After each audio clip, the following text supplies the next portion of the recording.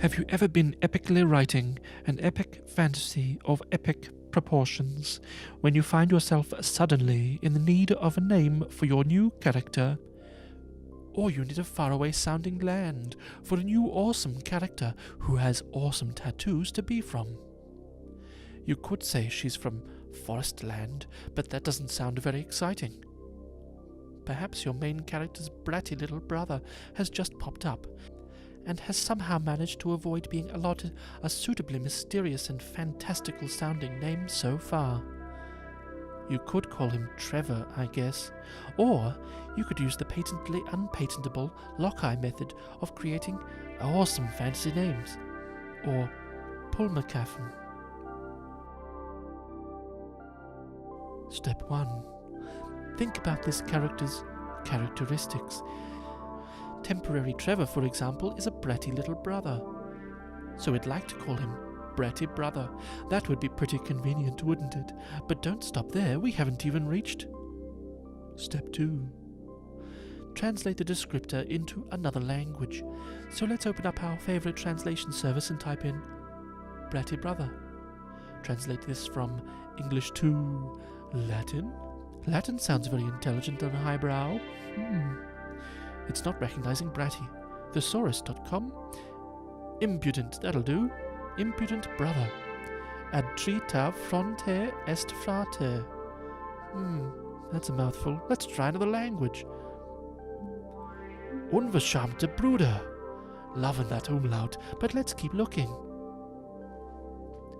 Offerskamt Bror. 2 umlauts. Neviran Brat. Whoa, turns out Brat was there all along. Let's go with Neviran. Turns out Neviran doesn't quite translate to Bratty, which seems to be closer to Drzak, so let's use both. Step 3. Mess with it.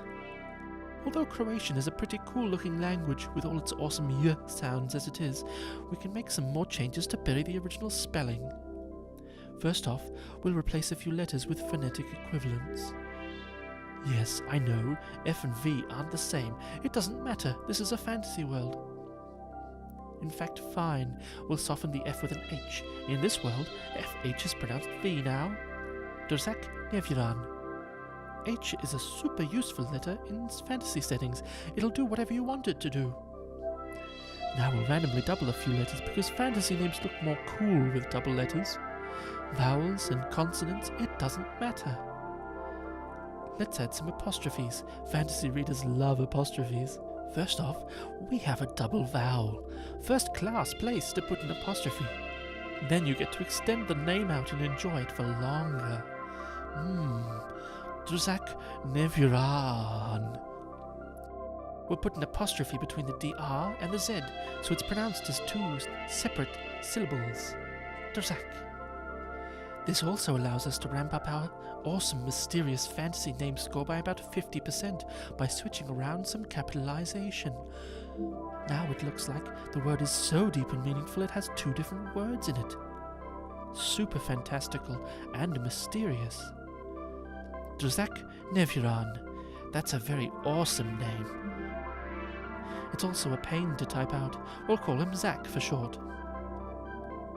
Good. Now let's try this method out with a place name.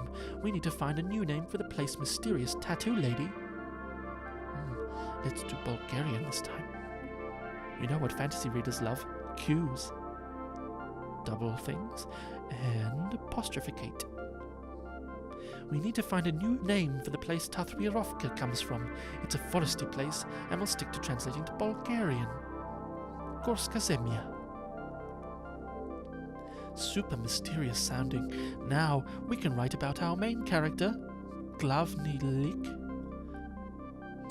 Our main character, Glavny Lik, his impudent brother Drzak Neviran, and an assassin from Gorska Zemlya named Tathriarovka, who must all travel to the faraway land of the Daleks and fight the dragon whose name is Zmei.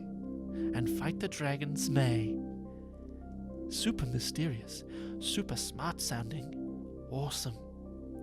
I hope you can find some place to use the patently unpatentable Lacheye method of creating awesome fantasy names, or PULMoCAFN, in your writing.